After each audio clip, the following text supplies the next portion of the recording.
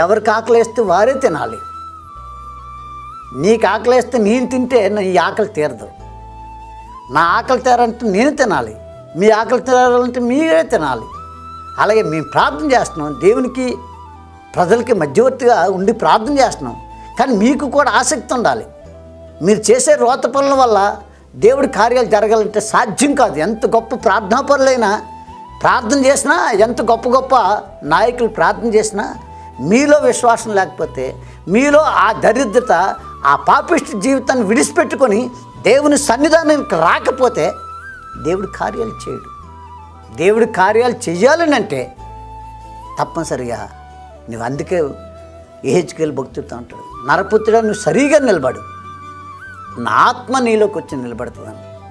మనం సరిగా నిలబడాలి, ప్రభువులో ఉండాలి, ప్రభువుకి మహిమార్థమే జీవించాలి. ఎవరు అన్యులు కానీ ఎవరైనా ఆమె జోలికి వెళ్ళొద్దు, అతని జోలికి వెళ్ళకండి. ఎందుకనగా నిత్యము ప్రార్థనలు ఉంటారు, నిత్యము ఆ ప్రభువు వారితో ఉంటాడు.